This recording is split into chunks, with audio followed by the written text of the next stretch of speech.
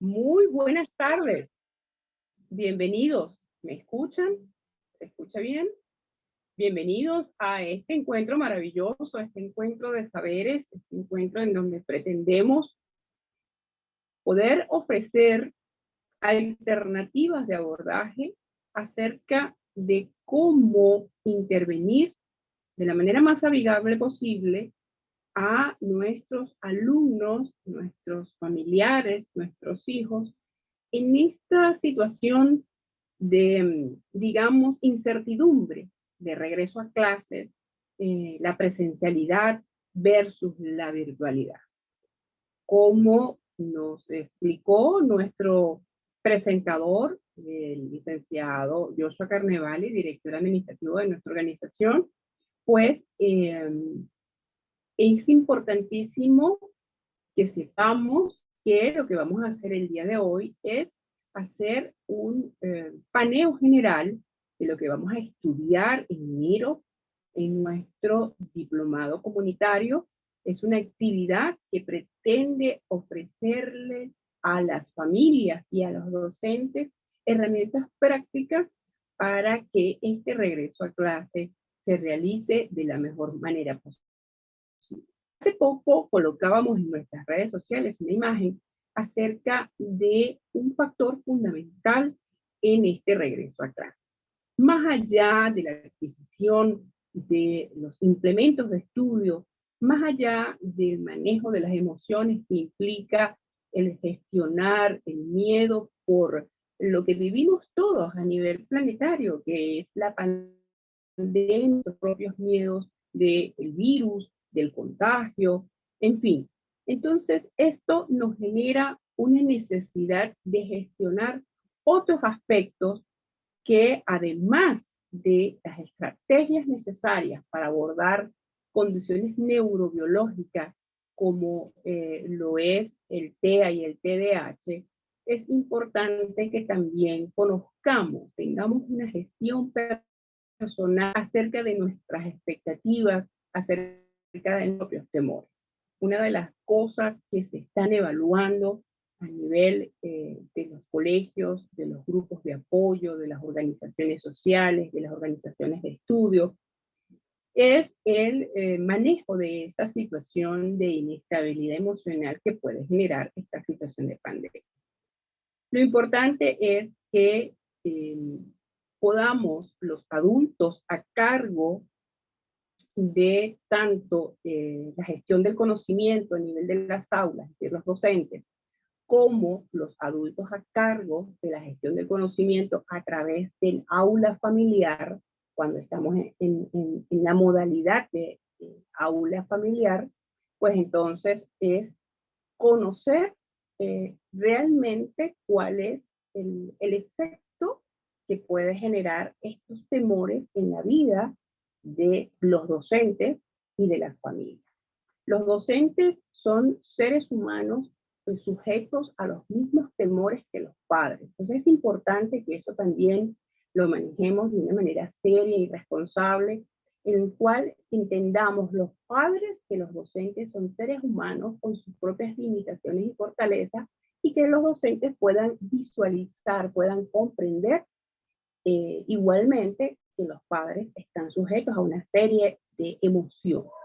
Es importante que eso lo tengamos claro, colocamos en nuestras redes sociales que lo más importante que tenemos que proyectarle a nuestros alumnos con el regreso a clase es ese sentido de plenitud, de felicidad, y compartir con ellos el regreso a clases de la manera más proactiva, de la manera más flexible, de una manera de autogestión de emociones. Evidentemente tomando las consideraciones, las precauciones, pero hemos tenido casi 2 años de alertas, casi 2 años de amenazas permanentes a través de los medios de comunicación, el cuidado, las advertencias.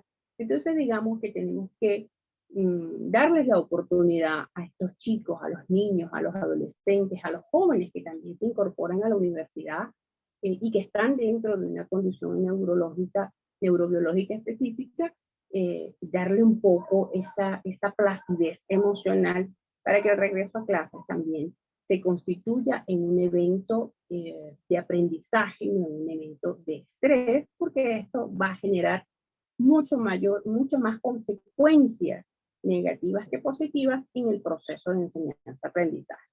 Bueno, dicho esto, es importante que hoy entendamos que para poder abordar, para poder hacer la intervención, el acompañamiento, nosotros en la Fundación Mochila de Sueño al Joven Simón y de la mano de nuestros especialistas, de la mano de nuestros aliados, que son todos profesionales maravillosos, súper competentes y que llevan años dedicados a este abordaje, nosotros desde la Fundación hemos concluido que hay elementos que son básicos para la intervención. Y esos elementos básicos para la intervención tienen que ver con una cosa que nosotros llamamos sentido común. Me voy a permitir entonces compartir con ustedes la pantalla para poderles ofrecer un poco en la comprensión de lo que quisiéramos nosotros hacerles llegar. ¿Qué necesita la comunidad para abordar efectivamente el tema de la neurodiversidad? ¿Qué es lo que nosotros como comunidad tenemos que tener claro? Bueno, nosotros como comunidad tenemos que basarnos básicamente en comprender, no es solamente abarrotarnos de información. Las redes sociales desde que comenzó la pandemia y los medios digitales están abarrotados de información del cómo, de haga, realice. Los docentes tuvieron en muchos casos que saltar a la era digital, a la era del internet, porque, bueno, evidentemente no estaban preparados para la virtualidad de una manera tan precisa. Ya de por sí ese proceso constituye un salto de romper con sus propias limitaciones, romper con sus propios miedos. Entonces, el tener que recurrir a aprender conocimientos nuevos para alumnos que son nativos tecnológicos, en la mayoría de los casos, el 90% de los alumnos de nuestros aprendices son nativos tecnológicos, ya sea los niños, adolescentes, los jóvenes e inclusive los adultos que están en nuestras aulas preparándose en formaciones de cuarto nivel, son nativos tecnológicos, están relacionados. Entonces, lo primero que nosotros tenemos que hacer es mantener el sentido común. ¿Qué nos permite el sentido común? El sentido común nos va a permitir poder entender, poder comprender. Recordemos que la diferencia que existe entre entender y comprender, más allá de llenarnos de conocimientos, tenemos que comprender cómo nos afecta o cómo nos impacta en un momento determinado un conocimiento específico. En este caso, tenemos que comprender qué significa neurodiversidad, más allá de llenarse los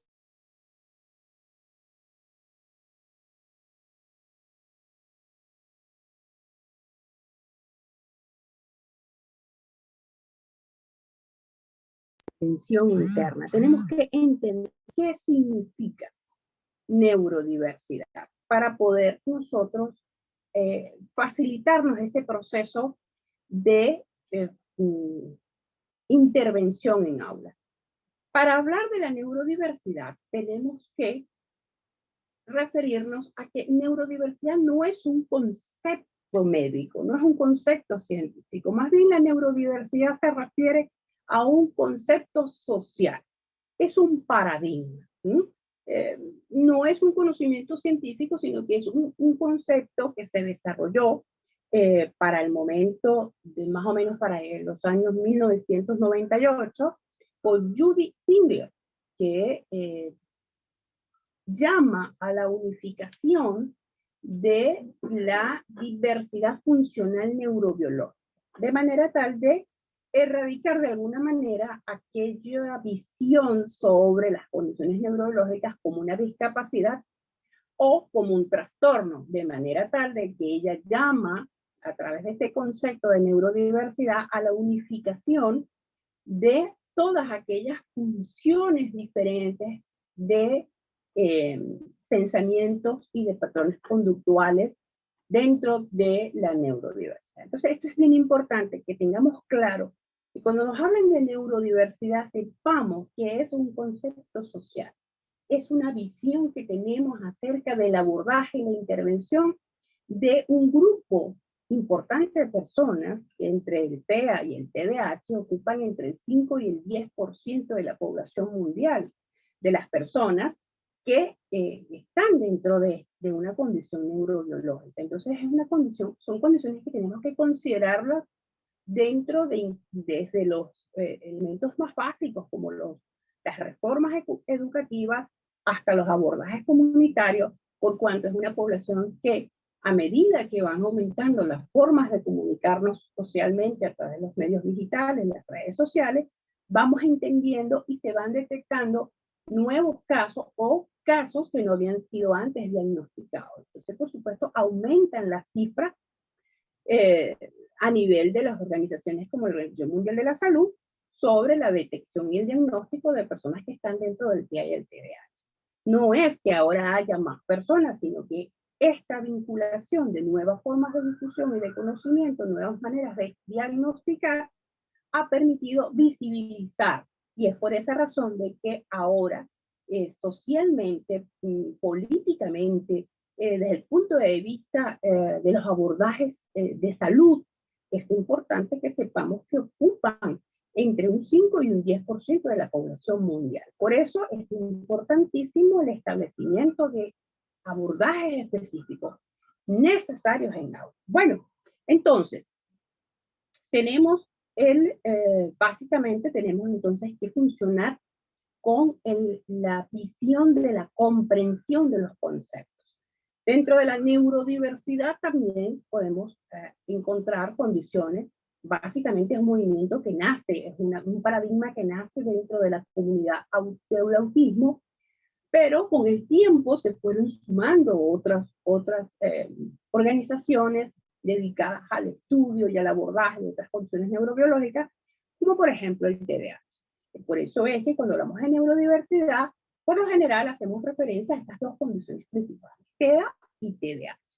También, pues, a otras condiciones que están dentro de esta misma comorbilidad. Sabemos que dentro del TEA y del TDAH podemos tener condiciones de comorbilidad con la dislexia, disgrafia, discalculia o otras condiciones o patologías psiquiátricas.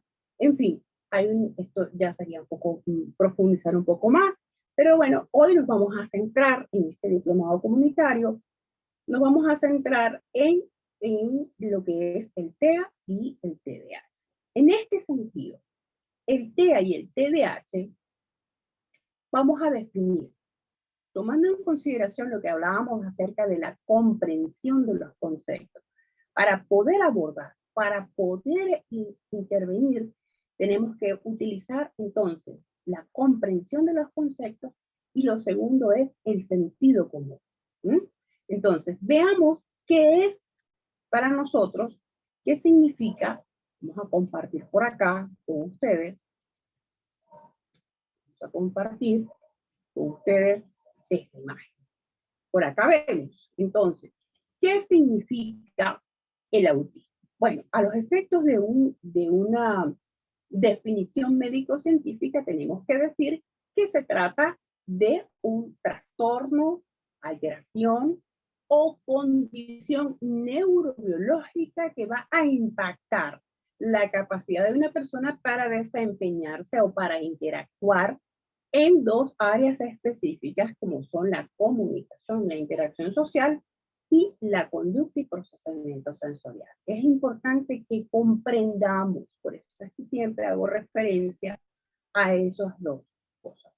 La comprensión de los conceptos y el sentido común, porque el sentido común es lo que nos va a permitir adaptar la información que estamos comprendiendo a cada uno de nuestros alumnos, a cada uno de nuestros pacientes, a cada uno de los núcleos familiares que estamos abordando como comunidad, desde su individualidad y su potencialidad, que es lo que necesitan. Entonces, bueno, esa es la primera definición que tenemos de autismo.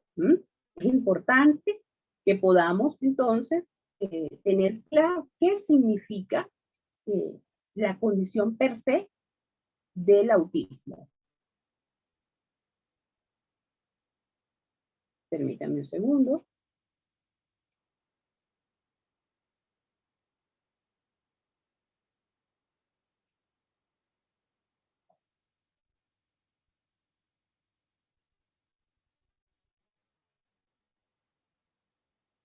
Del mismo modo, tenemos también la otra condición que vamos a evaluar el día de hoy, que es el TDAH. Cuando nosotros hablamos de TDAH, nos estamos refiriendo entonces a una condición que es básicamente también neurológica, que es un trastorno neurológico crónico que afecta el desarrollo de los circuitos cerebrales que se apoyan tanto en la inhibición como en el autocontrol. Entonces, como podemos ver, tenemos dos condiciones neurológicas que están directamente relacionadas con los procesos de aprendizaje, ¿sí? Que están directamente relacionadas con nuestro desenvolvimiento social, que están directamente relacionadas con nuestro desempeño en los procesos de aprendizaje. Entonces, afectan directamente las funciones ejecutivas, la función de la teoría de la mente, que son funciones relacionadas con nuestra exploración del espacio exterior. Es decir, cómo nosotros percibimos el mundo exterior, cómo lo interpretamos y cómo lo decodificamos. Esa afectación desde el punto de vista social va a generar otras consecuencias que están directamente relacionadas con conductas repetitivas, con, digamos, patrones conductuales que a los ojos del resto pudieran ser diferentes, y eso pues ejerce muchísima presión sobre los alumnos. Entonces, es muy importante que nosotros como agentes de abordaje, de intervención, sepamos que tenemos una serie de necesidades que tenemos que abordar. ¿Cuáles son esas necesidades que nosotros tenemos que abordar como, como agentes de educación? Los alumnos que están dentro de la neurodiversidad tienen específicamente dos, o mejor dicho, 4 áreas de atención, 4 áreas de necesidades que nosotros tenemos que tomar en cuenta al momento de abordar. Y esas 4 áreas, esas necesidades son las necesidades de interacción social, las necesidades de comunicación y lenguaje, las necesidades relacionadas con la vulnerabilidad emocional y las necesidades referentes a su estilo de aprendizaje. Esas son 4 necesidades que nosotros como docentes o como agentes de intervención tenemos que tomar en cuenta, ya sea desde el punto de vista del abordaje en aula, en casa, en el abordaje en el colegio, como en el abordaje del núcleo familiar a los efectos de las terapias, ya sea terapia de lenguaje, terapia de conducta, en todo pues, la gran gama de alternativas de tratamientos y terapias que tenemos dentro de las condiciones neurobiológicas. Tanto los equipos profesionales docentes como los equipos profesionales especialistas tenemos que tomar en consideración, tanto a nivel educativo, social, como desde el punto de vista de salud, los cuatro ejes específicos que son, como los fijamos, interacción social, comunicación en lenguaje, vulnerabilidad emocional y el estilo de aprendizaje. Estas 4 áreas son las que nos va a permitir a nosotros poder individualizar y en base a las potencialidades de cada uno de nuestros alumnos, cuáles son de la gama, de la extensa gama de herramientas que tenemos, cuáles son las que realmente se adaptan a cada caso específico. ¿Que es un trabajo titánico para el docente? Sí, es cierto, que es un trabajo para el cual de repente los padres todavía no estaban preparados y que la virtualidad los convirtió en docentes emergentes. También es cierto. Pero bueno, es un proceso.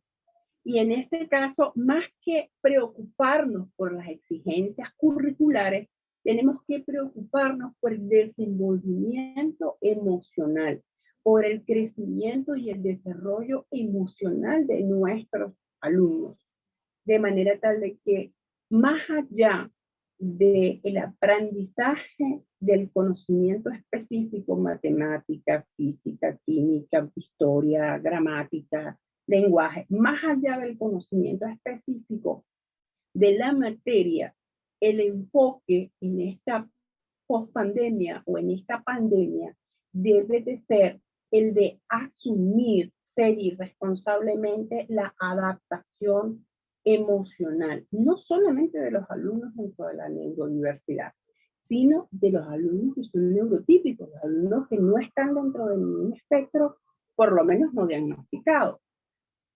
Por cuanto de esta experiencia de vida que tenemos en el planeta, lo más importante es que nuestros muchachos adquieran herramientas para la vida, adquieran herramientas de sobrevivencia emocional, puedan aprender nuevos estilos de aprendizaje y a pesar de que son nativos tecnológicos, asuman la tecnología y las diferentes situaciones que estamos viviendo de una forma natural y proactiva. El lenguaje que tenemos que utilizar, debemos empezar a regular un poco lo que comentamos frente a nuestros hijos.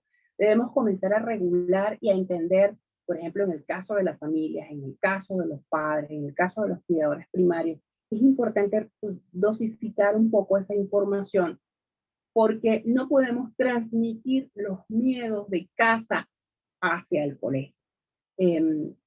Es importante que los muchachos participen, los niños, los jóvenes, los adultos universitarios, participen de este proceso de reaprendizaje que estamos teniendo en la humanidad, pero también es vital, de vital importancia que entendamos que ellos requieren de nuestra adaptación, requieren de nuestra propia regulación. Ahora, en el segundo bloque, cuando pasemos a la clase con la doctora Natalia Arroyo, vamos a ver, digamos, ya estrategias específicas definidas, pero dentro de lo que queremos nosotros desde de nuestra función como organización social de acompañamiento, es que quede claro tanto para los docentes como para las familias la imperiosa necesidad que las personas estén claras cuáles son las necesidades y que las necesidades van más allá del conocimiento específico, van más allá de la materia que tienen que estudiar. Evidentemente tienen que cumplir con un compendio curricular. Este compendio curricular debe, digamos, llenar los requerimientos del ministerio, los requerimientos legales, pero más allá de eso, lo más importante es la satisfacción de las necesidades de interacción social, de poderse comunicar, encontrar la forma de comunicarse, de lograr que tanto la familia como el colegio o la escuela o la universidad logren entrelazar mejores mecanismos de comunicación para que los riesgos de vulnerabilidad emocional bajen y por supuesto determinar cuál es el estilo de aprendizaje. Es importante hacer un poco de entrenamiento, un coaching académico, tanto de los docentes como de los estudiantes, para determinar cómo aprenden más allá del espectro, porque dentro del espectro autista o del TDAH hay características específicas que pueden convertirse en desafíos, las formas de aprender, pero cada uno, según sus características individuales, va a reclamar per se para sí una forma particular de aprender, ya sea visual, kinestésico, las distintas maneras como una persona tiene para aprender. cada persona en su individualidad. Entonces es muy importante que eso, por una parte, lo tengamos claro. En el caso, por ejemplo, de la interacción social, es indispensable que los docentes, tanto en las aulas presenciales como en las aulas virtuales, establezcan las normas de conducta. La interacción, todo lo relacionado con la interacción social va, estas 4 ejes de necesidades de los alumnos dentro de la neurodiversidad van a influir directamente sobre el proceso de enseñanza-aprendizaje. Y no solamente en el proceso de aprendizaje de cada uno de los alumnos dentro de la neurodiversidad, sino en el proceso de adaptación del docente a esta nueva forma de enseñar. Entonces, es importante que se establezcan las normas dentro del aula de clase, donde se hable de una manera clara y diáfana sobre cuáles son los alcances, las normas, las pautas a seguir de interacción social basadas en el respeto, la inclusión y la integración. Es importante el manejo de historias sociales. Las historias sociales son herramientas pedagógicas fundamentales en los procesos de enseñanza de los alumnos dentro de la neurodiversidad, porque las historias sociales van a permitir modelar y establecer los roles de conducta de una manera visual. Son suertes de catálogos de comportamiento, catálogos de conducta que le van a indicar paso a paso al alumno cómo desenvolverse o cuando una situación es inadecuada. Y eso les genera un el sentido común y de comprensión acerca de un contexto social específico. Y eso lo podemos desarrollar con medios visuales, caricaturas, dependiendo de la edad del alumno, cómics. A través de estas historias sociales podemos ofrecerle las diferentes herramientas para que adquieran habilidades y destrezas de interacción. Entonces, lo otro que es muy importante es educar a los compañeros, ¿no? Hay que crear grupos de amigos, hay que establecer foros de participación dentro del programa de la clase, sea de matemáticas, sea de lenguaje.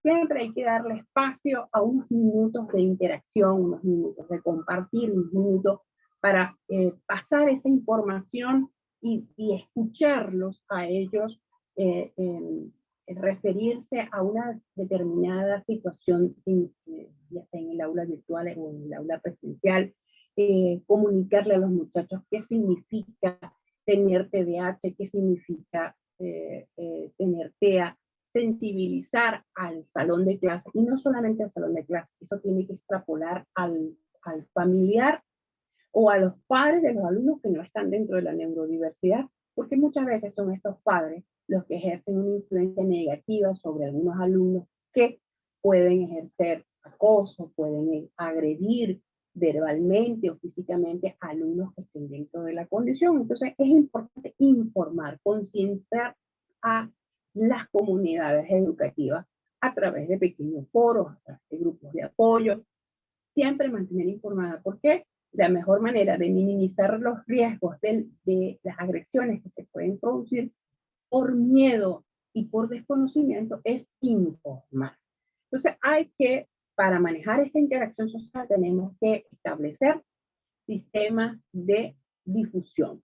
Hay que crear hábitos recreo-educativos, por ejemplo, en los alumnos, como comenzar, mantener o acabar una actividad.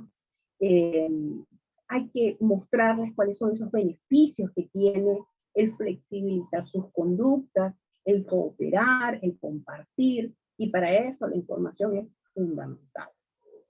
Bueno, otro de las áreas importantes que tenemos que considerar es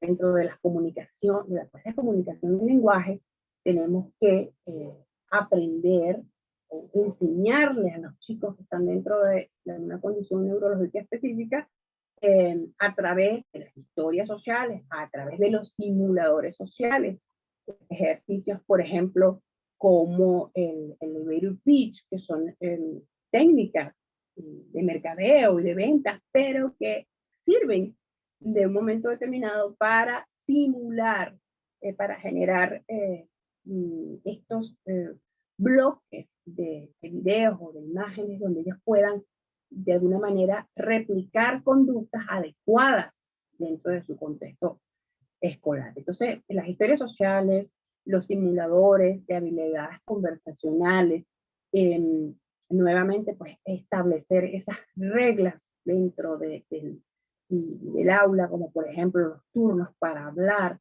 Eh, no podemos sancionar a un alumno, esté o no esté dentro de la neurodiversidad, porque haya incumplido normas como por ejemplo el turno para hablar, si no hemos establecido previamente las normas, las hemos discutido, las hemos construido con el grupo de clase. Por eso es que es muy importante que el profesor eh, salga de ese contexto acartonado y sin dejar de permanecer en su estatus, en su rol de docente y de la autoridad que eso implica, tiene que tener un acercamiento hacia sus alumnos, tiene que abrir los canales de comunicación de los pequeñitos a los más grandes. El alumno sienta que puede hacer clic con ese docente, que puede tener la confianza para desahogarse, para hablar, para comentar. El ejercicio de la docencia va más allá de un título universitario, de un papel en donde nos dice que somos docentes. El ejercicio de la docencia es un apostolado. Y es en base a ese apostolado que tenemos que utilizar nuevamente estas dos palabras clave. Comprensión de los conceptos para poder aplicarlos con sentido común en las diferentes estrategias que nos van a hablar los especialistas, en las diferentes técnicas que nos establecen los especialistas, que nos hablan de reglas memotécnicas, de, bueno, infinidad de estrategias para que el proceso de enseñanza-aprendizaje sea mucho más rápido y fluido. Pero si no comprendemos cada una de las condiciones como procesos neurobiológicos, esto rompiendo con estos mitos y paradigmas, o con estos mitos que han hecho tanto daño, por ejemplo, el que se ha escuchado muchas veces que hablan sobre el autismo como no, ese niño no tiene TDAH, lo que es un malcriado, o cuántas personas en el autobús juzgan con el dedo ante una pataleta, porque hay desconocimiento, hay un desconocimiento de, no es un tema conductual, es un tema neurobiológico, y cuando el docente entienda que no está frente a un conflicto de comportamiento, no obstante una situación conductual por razones de X familiares, sino ante una condición neurobiológica que requiere de un abordaje médico y educativo, entonces podrá abrir su corazón hacia ese apostolado de formación y entender que ese alumno tiene necesidades y comprender que las necesidades especiales son que requieren de un poquito de mayor atención, un poquito de mayor dedicación individualizada para que ese alumno se convierta en la mejor versión de sí mismo. Entonces, hay estrategias como, por ejemplo, para manejar o para inducir una mejor comunicación, un mejor lenguaje de los alumnos que están dentro de una universidad, como el, por ejemplo, sentarse con ellos y explicarles qué es una metáfora, desintegrar el concepto de la metáfora y explicárselo con palabras sencillas. De esa manera comienza a generar el conocimiento general de qué quiere decir una persona con una metáfora, con un chiste, con una broma, con un doble sentido. Utilizar los esquemas, los mapas, es importante también que las clases sean lo más agradables posible, generar entornos, tanto presenciales como virtuales, donde haya muchísimas actividades de juego, de retos, en donde los muchachos sientan que la ida a clase no es solamente vaciar horas y horas de números o cifras o contenidos, sino que los muchachos puedan jugar con esos contenidos, que la clase se convierta en un evento divertido, donde haya mucho teatro, mucha dramatización, donde ellos puedan inclusive convertirse en docentes, en pequeños monitores de sus propios compañeros a través de los debates, a través de las exposiciones. También es importante medir el tiempo de clase. El tiempo virtual y el tiempo principal nunca va a ser igual, y el proceso de atención, tanto en el TEA como el TDAH, es muy limitado, y los grupos deben ser resumidos, muy pequeños, para que los procesos de atención, los índices de atención se mantengan la mayor cantidad de tiempo posible. Pero es importante, ya cerrando un poco estas estrategias, que los docentes conozcan estrategias como, por ejemplo, la técnica Pomodoro. Son técnicas que están relacionadas con la productividad, la organización, la planificación y la productividad, pero que es perfectamente viable poder aplicarlos en nuestros salones de clase. Las pausas activas, que conocemos muchísimo a nivel de estrategias laborales, en donde a los empleados les generan una serie de actividades que les permiten hacer una distensión muscular, desestresarse por lapsos de 5 minutos. Las clases tienen que tener una continuidad por tiempos cortos, parar y hacer pequeños descansos. Esa es un poco la técnica Pomodoro. Yo los invito a que investiguen a través de las estrategias de organización, planificación y productividad cómo podemos llevar a un aula de clase actividades como la técnica Pomodoro o las pausas activas. Y eso se convierte inclusive en actividades que pueden tener una visión lúdica, en donde los chicos se van a divertir, donde los chicos van a participar como monitores de esa, y eso son actividades que pueden hacerse desde muy pequeños años. Entonces, bueno, eso con relación a lo que es la comunicación y el lenguaje. Por lo que tiene que ver con la vulnerabilidad emocional, es muy importante que el docente se quite esa imagen acartonada, sea un poco proyecte con el lenguaje, a través del lenguaje no verbal, alegría, contentura, satisfacción, porque bueno, ser docente, como lo dije anteriormente, es un apostolado, y el que escogió ser docente tuvo una decisión personal y debe asumir esa decisión personal independientemente de las condiciones a través de las cuales se desarrolle, pero debe proyectar. El docente, para poder enseñar, tiene que proyectar, y para eso en el lenguaje verbal tiene que haber muchísimo de esa proactividad, de esa generación de sensación de plenitud, de alegría, para que transmitirle esa alegría al alumno. El docente tiene que determinar a través del conocimiento, y para eso tiene que abrir el canal de comunicación con sus alumnos, cuáles son los puntos fuertes. Y en base a estos puntos fuertes es que yo me voy a conectar, es que yo voy a hacer clic con cada uno de ellos. Por lo general, los alumnos neurodivergentes tienen aficiones a determinados temas, ya sea tecnológicos, dinosaurios, rompecabezas, construcción de carros, en fin, infinidad de gustos, aficiones. Pues a través de esos intereses es que el profesor puede hacer clic con el alumno, y él inmediatamente, cuando siente esa afinidad, sin que el docente pierda su rol de autoridad, al generar esa cercanía del conocimiento de cuáles son aquellas potencialidades, aquellos puntos fuertes, el proceso de aprendizaje se va a hacer mucho más efectivo.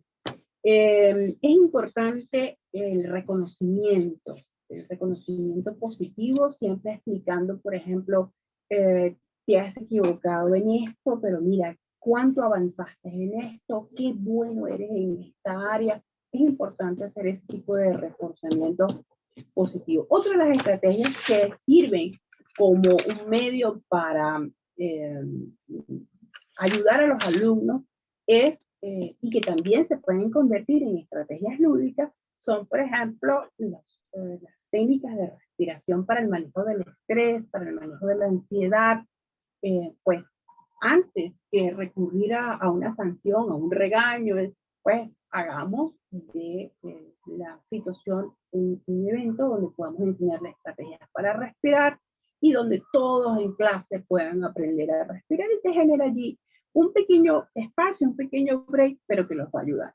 Bueno, en fin, estas son solo algunas de las infinidades de estrategias, pero como les dije desde un principio, más allá de adquirir conocimientos, acumular conocimientos en diplomados, en cursos especialistas, cursos expertos de técnicas de cómo abordar en clase, lo que nosotros como organización social, a través de nuestros aliados y colaboradores, le pedimos a la comunidad educativa, le pedimos a la comunidad de padres y a las comunidades en general, es que recurran al sentido que nos da el sentido común, la comprensión que nos da el sentido común. Comprendamos el concepto, la fundamentación de un TEA o de un TDAH, como podemos hablar también de dislexia, de discalculia, cualquier condición, cualquier otra condición o discapacidad, comprendamos su concepto y desde su concepto podemos entonces desarrollar un sentido común cuál es la intervención más adecuada para lograr los mejores resultados posibles en ese alumno. Es fundamental que se creen grupos de padres donde los docentes, independientemente de las estrategias que establezca la unidad educativa o el colegio, los docentes tengan sus propias iniciativas, crear foros de padres, grupos de apoyo, en donde haya ese intercambio, en donde pueda a través de hoy en día son tan amplios los recursos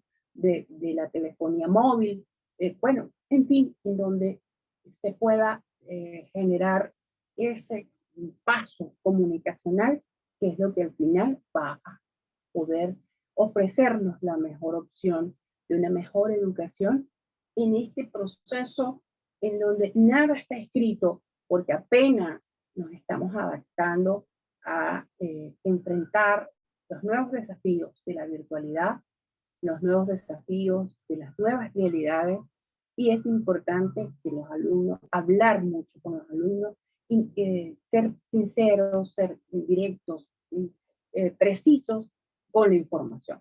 Bueno, ya hemos llegado a las 3 de la tarde y estamos entonces dispuestos ya para recibir a nuestra invitada, amiga, aliada de la Fundación Mochila de Sueños, la profesora Natalia Arroyo, quien magistralmente pues nos va a hablar de forma ya más específica acerca del abordaje en aula de alumnos dentro de la neurodiversidad. Este y otros temas los vamos a seguir tomando en consideración, pero mientras que llegamos a enero, pues la idea es que ustedes a través de este prediplomado se puedan familiarizar con información de valor, contenidos de valor que durante este tiempo de regreso a clase, en este proceso de adaptación, pueda ser útil para que tanto docentes como familias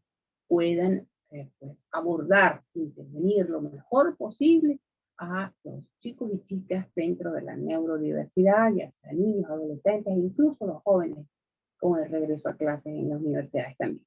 Bueno, vamos a darle entonces paso a nuestra querida Natalia Arroyo. Natalia, bienvenida, gracias por acompañarnos, gracias por estar allí. Te queremos mucho, te admiramos, te respetamos. Y bueno, aquí tienes el aula para que nos des esas clases magistrales que siempre nos dejas absortos a todos con tus maravillosos conocimientos. Y al finalizar la profe Arroyo, pues entonces conversaremos algunas preguntitas y respuestas que les tenemos por allí. Bienvenida, Natalia, al Salón de Estudio.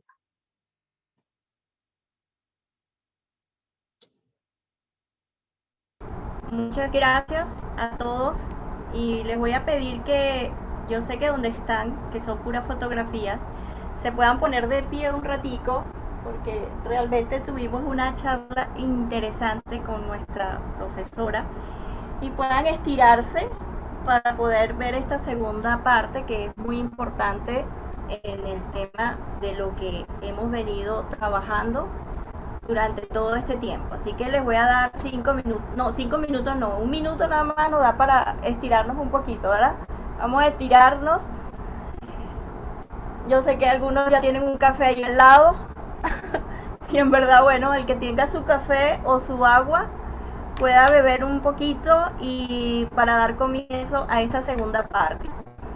Para mí es un inmenso placer, de verdad, me dio mucha alegría poder colaborar con la Fundación Mochila de Sueño y ver cómo cada día se van a abrir más espacios en nuestro país para tratar un tema tan interesante como el trastorno del espectro autista, el TDAH y el trastorno de aprendizaje. Mi especialización soy docente, profesora en educación integral, pero también tengo maestría en orientación de conducta y soy psicopedagoga en dificultades de aprendizaje y retardo mental. Aparte que tengo el trastorno del espectro autista de la UCB, el diplomado y la certificación en disciplina positiva.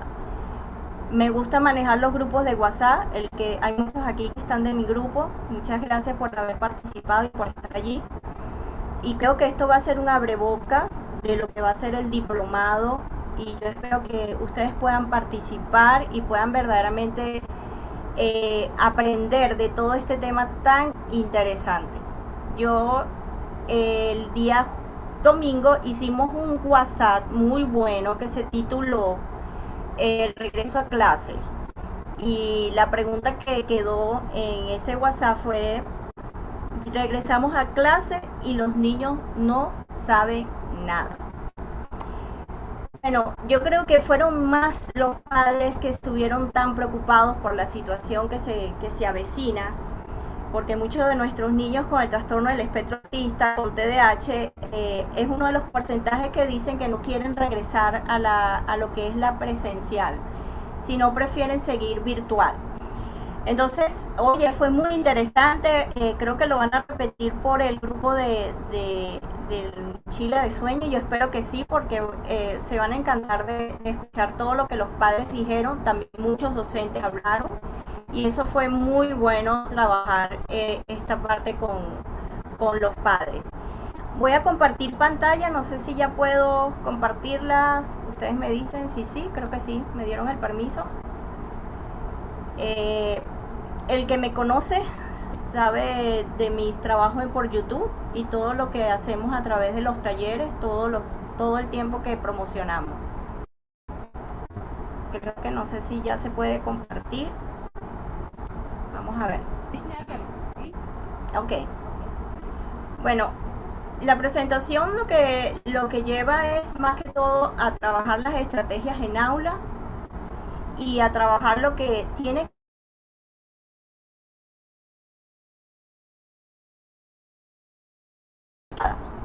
que es un tema que me gusta mucho compartir porque parte del trabajo que venimos haciendo en todo lo que es no solamente con los profesores, sino con los padres, porque esta educación estructurada se puede llevar también a la casa. Entonces, el tema es neurodiversidad, TEA y TDAH, conceptualización, mitos y verdades. Eso me gustó, mitos y verdades, porque hay muchos mitos y pocas verdades en cuanto a este tema. Lo primero es trabajar el año escolar 2021-2022 en nuestro país. Muchos países de Latinoamérica ya comenzaron. De hecho, yo trabajo con la gente en México y para mí es impresionante la experiencia que ellos han tenido. Me ha ayudado mucho a trabajar un poquito lo que es la parte de la estructura dentro del aula, que es una de las cosas que más se va a poner en relevancia durante este año escolar, porque los niños, para que ustedes sepan, se va a trabajar nivelación, porque muchos niños, lamentablemente, su rendimiento académico no es el esperado y por lo tanto hay que trabajar la nivelación. El primer tema que quise traer, y lo trajo también la doctora, necesitamos un nuevo concepto de neurodiversidad. Según los científicos, hemos de admitir que no existe un cerebro estándar, ni 100% sano, como decimos. Diferencias naturales que existen entre un cerebro y otro en lo relativo a sociabilidad, aprendizaje, atención, estado de ánimo y otras funciones mentales. Ya no nos podemos encajonar en trabajar solamente lo que es la parte de neurobiológica. También tenemos que trabajar al niño integral, y eso tenemos que, como docentes, como padres, tenerlo bien claro, y aún como especialistas. Cuando hablamos de la neurodiversidad, puede existir una patología cerebral, como ellos bien dicen, que origina alteraciones en los procesos mentales y conductas. No es menos cierto que la influencia de esta alteración en el desempeño de las personas que la padecen variará en función de las decisiones y medidas que se lleven a cabo durante toda su vida. Ellos defienden, que eso es lo que nosotros tenemos que, como docentes, como especialistas, defender, que el sistema educativo influirá sobre el desarrollo cognitivo de la persona, de manera que el modo en que diseñamos los entornos educativos y la propia estructura del sistema, junto a otros muchos factores, influirá en el desarrollo de ese niño, en todo su desarrollo, desde el preescolar hasta el universitario. Por eso es que estos conceptos los debemos defender y debemos dárselo de una manera que la comunidad, sobre todo la comunidad educativa, tenga claro estos conceptos. Luego tenemos lo que es el modelo de educación inclusiva, que es el fin último de la enseñanza, que pasa por garantizar la adecuada respuesta educativa a las necesidades de todos los alumnos. Una de las, si usted se recuerda, en la educación pasada, voy a hablar de mi educación, el centro era el profesor y todos los niños giraban alrededor del profesor. Esto ha venido cambiando. Nosotros tenemos que entender que la nueva educación se basa en las necesidades del niño que tenemos allí sentado, del adolescente que tenemos allí sentado, de todos los alumnos, no solo el niño que tenga la condición, de todos, entendiendo la diversidad como un factor positivo y una oportunidad para enriquecerse. Y por supuesto, el recordatorio que siempre tenemos que basarnos en las grandes, como la UNESCO, que dice, entendiéndose esta premisa como un derecho humano por el que todas las instituciones deben velar. Entonces tenemos que entender que estamos como avalados y podemos estos modelos educativos llevarlos de tal manera que sean prioridad en el aula, que sean prioridad en la casa, que sean prioridad en los espacios comunitarios que los niños comparten. Después tenemos la pregunta, ¿qué tipo de niños tenemos en el aula? Quiero que presten mucha atención a esta lámina, porque cuando la hice, yo soy muy sentimental y me gusta mucho, yo escucho mucho al niño en cuanto a las cosas que me dicen. Antiguamente, yo no sé si usted se recuerda que las etiquetas que le colocaban a nuestros niños de flojo, distraído, no copia, no hace nada, se para mucho, esas etiquetas no han cambiado, siguen las mismas etiquetas, pero ahora se les ha colocado como una etiqueta más moderna. Dice, nuestra cultura trata actualmente las diferencias neurológicas de los seres humanos, medicalizando y considerando patológica con afirmaciones como Juan, el que se sienta de último allá tiene autismo. Susana, la que está ahí caminando, camina para acá, camina para allá, tiene un trastorno de aprendizaje.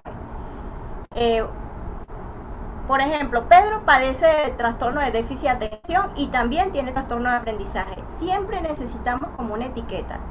Trabajar las etiquetas desde el aula puede ser muy dañino, pero cuando trabajamos la etiqueta para fortalecer y para ayudar a ese niño, todas las cosas cambian, pero no para etiquetar al niño como una condición que consideramos que es una condición que prácticamente el niño se va a sentir que no es suficiente en ese salón, y eso nos está pasando mucho. Luego tenemos lo que es este bienvenido a la escuela. El lunes todo el mundo está muy contento, aunque muchos no asistieron, pero los que pudieron asistir se sintieron felices de estar en este lugar. Bienvenidos a la escuela, esa era la consigna. Están emocionados los niños. Yo tuve la oportunidad de recorrer mi urbanización y vi la emoción de los niños, más no la emoción de los padres, y menos la emoción de los maestros, porque había mucha incertidumbre. Un regreso a clase donde muchos no quieren, están con la situación de la pandemia, están con la situación del transporte, están con la situación de gasolina, están con muchas situaciones y todavía como que no nos acoplamos. Pero bienvenido a la escuela fue la consigna. Luego tenemos lo que yo llamaría, vamos a esperar, el mensaje que debemos tener en nuestra mente como docentes. Y esto quiero que lo puedan leer con mucho detenimiento. Todos somos genios, todos los que estamos aquí somos genios, todos somos genios. Todos esos niños son genios, todos los niños en esa aula de clase son genios. Pero si tú juzgas a un pez por su habilidad de trepar árboles, vivirá toda su vida pensando que es un inútil. Puede que en tu salón de clases, si eres docente y me estás escuchando, tú quisieras encontrar muchos peces dentro de sus peceras, pero no va a ser así. Vas a encontrar un pez que se ve frente a un gran árbol, que no puede trepar. Esa es la verdadera condición que nosotros nos estamos encontrando en el aula. Por eso, el enfoque de la neurodiversidad es un modelo que va un paso más allá en la comprensión de la discapacidad y los trastornos de conducta, entendiendo que la diferencia entre el cerebro humano es algo común y no existe una estructura cerebral que sea normalizada. Siempre vamos a encontrar peces que pueden estar fuera de su entorno, de su ambiente, solamente que tenemos que ayudarle a cómo él va a sobrevivir a ese medio y cómo él va a aprender. Por eso es que el docente de hoy día debe ser un docente abierto a los cambios, debe ser un docente que se informe, debe ser un docente que esté atento a las nuevas tecnologías, porque nos tuvo que suceder toda esta pandemia para darnos cuenta que como docentes sí podríamos abrir un computador y podíamos hacer un aula virtual. Eso nos dice que como docente usted es un genio, porque usted pudo lograr y surfear esta pandemia, pudo abrir su aula, pudo mandar sus guías, pudo abrir grupos de WhatsApp, cosa que usted en un pasado muchas veces dijimos, yo no soy buena en tecnología, a mí no me gusta nada que tenga que ver con computadoras, pero tuvimos que aprender por la situación que atravesamos. Así que eso nos dice que si nosotros pudimos, también nuestros alumnos pueden lograr hacer lo que llamamos la adaptación. Vamos con la otra lámina que dice, el enfoque de la neurodiversidad más bien son los factores sociales, como bien dijo la autora, y ambientales los que determinan la normalidad. Por lo tanto, estas diferencias deberán comprenderse como algo propio del ser humano. Ese niño se va a adaptar, si usted lo ve bien en las fotografías, si comparte con otro niño. Ese niño se va a adaptar si en su aula hay orden, si hay una aula adaptada para sus necesidades. Ese niño se va a adaptar si le permiten tener tecnología y lo que llamamos las agendas visoespaciales para que el niño pueda funcionar. Ese niño va a funcionar si la maestra puede llevar a todo ese grupo a trabajar juntos. Así que es un reto, pero es maravilloso poder creer que esto puede suceder en nuestras aulas. Luego, si vemos lo que es la parte de requisitos, eso es lo que siempre le decimos a nuestros alumnos cuando llegan a clase, cuáles son los requisitos y las reglas de esta clase. Yo quise ser un poquito jocosa para que ustedes pudieran entender qué pasa en la mente de cada uno de estos niños. El primer niño, si tú le dices, estas son las reglas del salón, se queda pensando. Si es un niño con el trastorno del espectro autista, dirá, ¿qué reglas? ¿Será una regla amarilla o una regla rosada? porque él es literal. Cuando tú le dices la palabra regla y tiene dos significados, él puede pensar en una regla de medir. Y se queda pensativo, ¿qué fue lo que dijo la maestra? No lo entendí. Si tenemos un niño en el aula con TDAH, estas son las reglas del salón. Él estará pensando, ¿a qué hora será el recreo? Uy, dejé el cuaderno. Uy, seguro me regaña mi mamá. Y en su mente no está pensando ni está escuchando lo que dice el docente. Luego tenemos un niño que pudiera tener dislexia dentro del aula. Estas son las reglas del salón.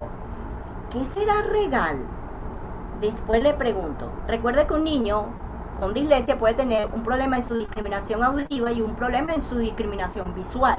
Y puede lo que llamamos rotar las sílabas trabadas. Regla, regal. Y se queda pensativo y dirá, bueno, más tarde le pregunto al docente o a la maestra qué quiso decir. Por eso es que necesitamos docentes hoy día que utilicen canal auditivo, canal visual, canal kinestésico. No solamente hablar, no solamente mostrar todo a la vez, y hasta un canal kinestésico donde a sabiendas de que hay un niño con TDAH pueda acercarse a él, tomarle de la mano y decirle, mira, fíjate en estos dibujos, esto es lo que va a pasar dentro de este salón, estas son las normas. Así que es muy importante que el docente pueda tener una visión. Yo siempre he dicho que el docente es como un termómetro dentro del aula. Inmediatamente entra al aula y hace un paneo y ya sabe cuáles son los niños que tiene. Algunos docentes no lo hacen, puede ser por la experiencia, pero el que tiene experiencia puede hacer ese paneo y ya puede saber qué está pasando dentro del aula. Y la pregunta que todos nos hacemos, ¿cuál es entonces la enseñanza que debe llevarse a cabo con este tipo de niños con la condición? Pero yo voy a ser más específica. Yo siempre he creído que todo niño, si nosotros le llevamos este tipo de enseñanza, va a potencializar más al niño que no tenga condición. No solamente para los niños con TEA o con TDAH o con TDA, yo debo tener esta enseñanza estructurada. Yo pienso que esta enseñanza estructurada se debe llevar a todos y por lo tanto deben a reacomodar un salón de clase que ayude a todos los niños en condición. Entonces vamos a ver en qué consiste la enseñanza estructurada. Cuando hablamos de enseñanza estructurada, hablamos desde todos los prismas, en todos los ámbitos, es decir, adaptar el tiempo, el espacio y el sistema de trabajo. La organización de un maestro es muy importante. Por eso es que muchas veces, no sé si usted ha escuchado, que hay salones donde uno entra y todo está como ordenado. Y otro va a otro salón, porque a mí me tocó en una época de mi vida ser coordinador, y me daba cuenta de las diferencias en los salones, con los mismos recursos. Y todo tiene que ver en función del maestro. Porque el maestro que se organiza en tiempo, en calendario, en arreglar todos los materiales que el niño va a utilizar y sobre todo llevar una agenda. Eso ayuda mucho al niño también a organizarse. Un maestro que no se organice, pues le va a costar mucho más trabajar con este tipo de niños. Cuando hablamos de una enseñanza estructurada, ¿qué vamos a adaptar? ¿Qué es lo que realmente se requiere en un aula estructurada o en una educación estructurada? Primero, el tiempo. Organizar tareas cortas. Sobre todo en vamos a decir, este periodo de adaptación donde nos estamos encontrando que un niño pasó a segundo grado y no sabe leer. Donde nos estamos encontrando que un niño pasó a cuarto grado y no se sabe las tablas. Algunos, como me dijeron maestros en la reunión, ni siquiera perdieron hasta la suma llevando, perdieron el cartel de valores. O sea, vamos a tener que hacer retrocesos para poder nivelar en este primer periodo de clase. Segundo, ¿qué más vamos a adaptar? El espacio, organizar el aula, estructurar el espacio por zona o rincones. Ya se los voy a mostrar. El sistema de trabajo, adaptar material, organizarlo por niveles y áreas de trabajo. Esta organización va a permitir que tanto el niño con TEA, con TDAH, con TDA pueda organizarse y pueda saber y anteceder lo que va a suceder. Uno de los problemas grandes en el TDAH es que cuando no le damos tareas cortas donde él sienta que lo logró, hay una desmotivación y por lo tanto su regulación emocional se altera. Si tú le llenas toda una pizarra, como sucedió con un caso que yo tenía, y le dices al niño, hasta que no termines todas las pizarras no hay recreo, pues usted se imaginará que en un mes ese niño nunca tuvo recreo. Pero ¿qué sucede con este niño cuando comenzamos a dividirle la pizarra en cuadrículas? Es decir, vas a terminar hasta aquí, y él lo lograba, hasta que llegamos como a las 10 de la mañana y él pudo lograr una pizarra completa. Eso es adaptar, adecuar el espacio de ese niño para que logre su objetivo. Y los recordatorios visibles. ¿Qué son los recordatorios visibles? Yo no sé si a usted le ha pasado, bueno, creo que en el público ahorita debe haber madres y también docentes. Cuando tú le preguntas a tu hijo, ¿y qué te mandaron de tarea? Bueno, no sé. Pero ¿copiaste la tarea? No sé, no sé qué, pero hay que llevar mañana algo, no sé, la maestra no sé qué dijo, mamá, no sé. Y los niños son tan lindos que dicen, mamá, pregúntale a la mamá de WhatsApp. O sea, quiere decir que esos recordatorios no se están dando de tal manera que queden en el niño.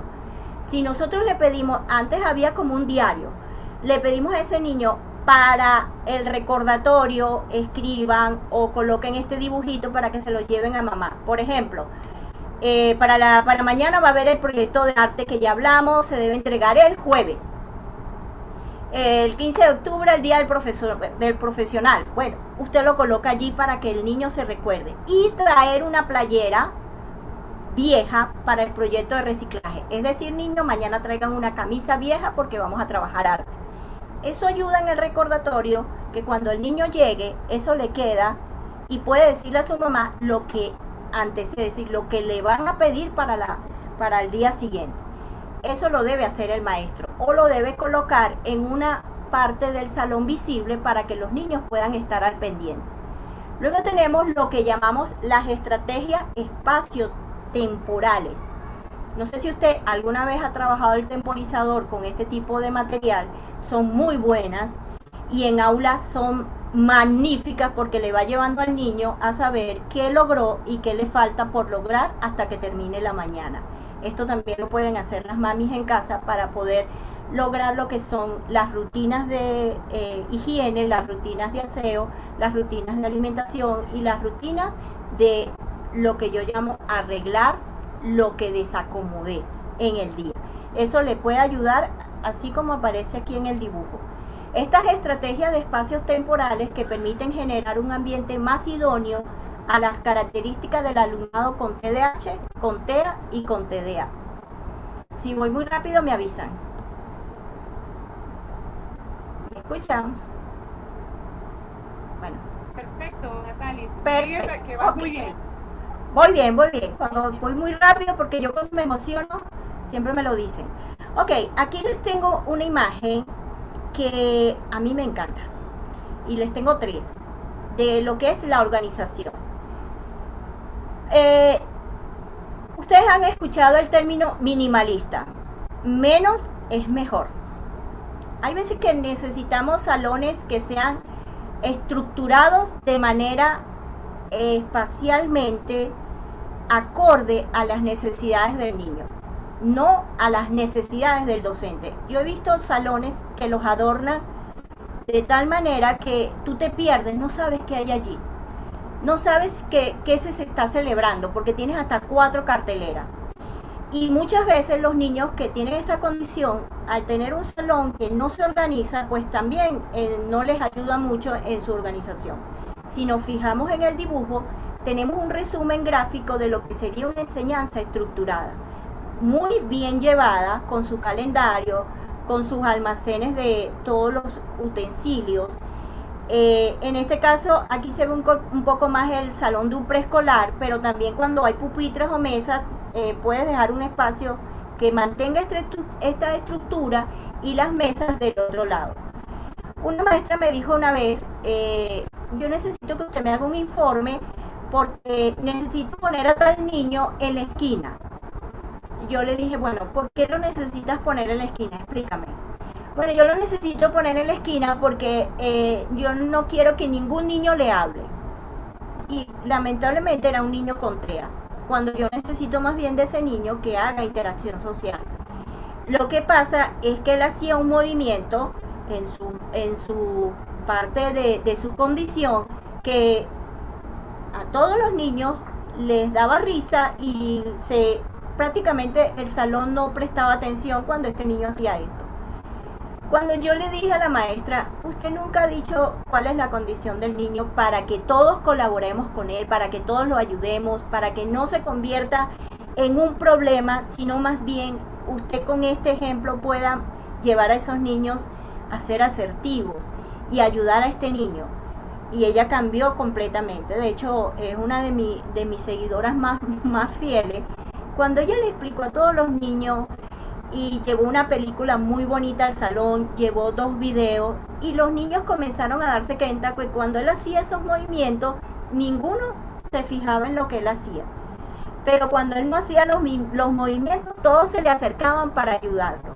En menos de una semana, él dejó de hacer esos movimientos repetitivos. Eso nos da a entender que nosotros podemos adecuar no solamente el ambiente, sino la actitud hacia nuestros alumnos. Luego tenemos lo que es, vamos a pasar. Esto yo siempre me gusta darlo porque de hecho se los voy a mandar cuando me permitan mandárselo. Estos son, yo lo llamo la pirámide de la estructura en la educación. Hay que tener una estructura visual. ¿Cómo se hace? Usted tiene que explicar a los niños cómo se hace lo que usted está pidiendo. Aunque sea corto, tiene que tomar un tiempo para explicar rutinas y estrategias de trabajo, qué hago y cómo lo hago. Yo le digo a los padres en la consulta que es el 1, 2, 3. No solamente dile cepíllate, porque a veces el niño cepíllate. No, agarra tu cepillo de dientes, agarra tu pasta, echa tu pasta y comenzamos. Eso ayuda al niño a una estructura, porque muchas veces ellos se pierden en la palabra cepíllate, porque damos sobreentendido que va a entender todo, pero ellos son a veces literal, necesitan el 1, 2, 3. Sistemas de trabajo estructurado, ¿qué debo hacer? ¿Para qué me dio este periódico la maestra? Para recortar las letras mayúsculas. ¿Cuáles son las letras mayúsculas? Y se las muestro. Búsquela en el periódico para que usted la pueda conseguir y la recorta. Puede que ese niño, o todos los niños lo hagan rápido, puede que ese niño se quede todavía con el periódico pensando qué va a hacer. Usted puede acercársele y mostrarle recortando una letra a usted para que él la busque y él pueda hacer el trabajo. Es decir, enseñarle qué debo hacer y cómo hacerlo. Apoyo visual, horario individual, cómo se hace, cuándo se hace. Vamos a terminar antes del recreo. Ellos siempre están pendientes, es la hora de comer, es la hora de comer. Entonces utilice como un indicador que él conoce. Antes de comer hay que terminar la pizarra. Antes de comer hay que terminar el recortado de las letras. Y ya él ya sabe que para salir al recreo tiene que hacer esas 2 actividades. Y por supuesto la estructura física que ya explicamos que debe estar acorde a las necesidades de ese niño. Luego tenemos lo que yo llamaría, en Venezuela se trabaja lo que son los proyectos. Una de las cosas que le gustaron a los niños autistas en esta pandemia fue lo virtual. Yo no sé si a usted le pasó con su hijo, pero yo tuve la oportunidad de hacer el aula virtual de un colegio bastante grande en Caracas y yo gocé, me fasciné. Yo pienso que aprendí mucho y eran como este estilo, las aulas virtuales pero con movimiento. Y si yo voy a hacer el proyecto del espacio, ¿qué debo hacer? Bueno, la fecha de hoy es importantísimo, ubicar al niño en el espacio y en el tiempo. Hoy es miércoles 3 de noviembre y estamos todos juntos aquí en un taller. Hacer una cita del día, es decir, una palabra que le lleve a animarse, como la palabra que coloqué aquí, que me encanta. La agenda de hoy, ¿qué vamos a hacer hoy? Va a haber una sesión de preguntas sobre el proyecto del espacio, qué trajeron, qué aprendieron, qué les pareció el video, toda esa sección de preguntas, respuestas sobre el libro del mes, un proyecto grupal para la Semana de la Ciencia, porque es proyecto del espacio, y enviar tarjetas a nuestros familiares sobre nuestro proyecto. Si usted organiza al niño en agenda de hoy y el libro que va a leer, si ya está entre tercero, sexto, libro que quiere y escoge uno, el niño se va a sentir ubicado en su proyecto y va a permitir que cuando termine lo que llamamos en el tiempo, el proyecto, el niño va a sentir que aprendió, que puede hablar del espacio, puede hablar de los planetas, puede hablar de los viajes a la luna, puede hablar de lo último que están haciendo en cuanto a los viajes al espacio. O sea, darle la oportunidad a ese niño de que pueda organizarse en un proyecto. No importa el proyecto que escoja, trata de que cuando continúes, porque yo sí soy partidaria de continuar las aulas virtuales con estos niños. Yo sé que más de uno va a saltar y va a decir, ¿con qué tiempo voy a hacer eso? Pero si tenemos la oportunidad de crear un aula donde el niño pueda entrar y pueda seguir con su parte interactiva, sería muy bueno, porque a ellos les gustan los videos, ellos van a aprender mucho con películas, ellos les encantan los animes, ellos les encanta jugar plantas versus zombies, ellos les encanta hacer todo lo que tenga que ver con aprenderse todos los dinosaurios y todo lo que hacen y todo su ambiente. Entonces aproveche, porque es una forma de que el niño aprenda. Luego tenemos lo que es el método TED, que muchos de ustedes ya lo han escuchado, y el que no lo ha escuchado, voy a hacer un abre boca porque el resto lo vamos a dar en el diplomado, que se deben inscribir. Este método es un programa que ayuda a trabajar más efectivamente en el hogar, en la escuela y en la comunidad, reduciendo o removiendo los comportamientos autistas que muchas veces los padres, los maestros se quejan de que existen. Sus comportamientos desadaptativos y disruptivos, como me dijo una mamá una vez.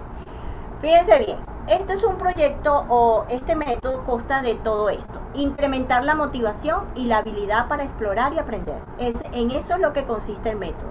Mejorar el desarrollo de las funciones intelectuales, superar los impedimentos en áreas motoras de percepción fina y gruesa, y organizar el entorno para que el alumno aprenda y se desarrolle. Es decir, es un método bastante completo que nos ayuda tanto en casa como en el colegio.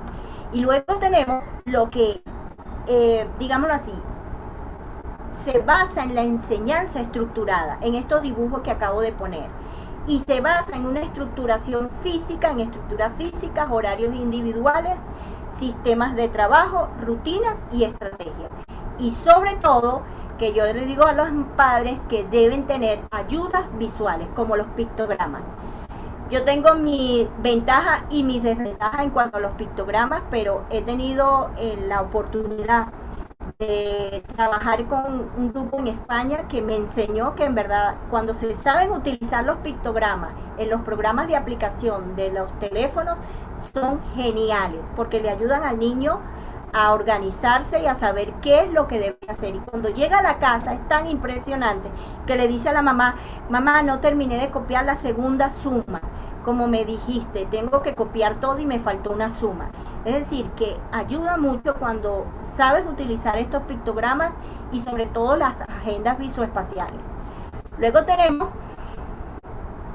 ¿qué es adecuar los entornos? ¿A qué llamamos adecuar los entornos educativos a las necesidades del alumno? Ya entendimos que como profesores ya tú no eres la que necesitas, no. Son tus alumnos los que están necesitados de ti.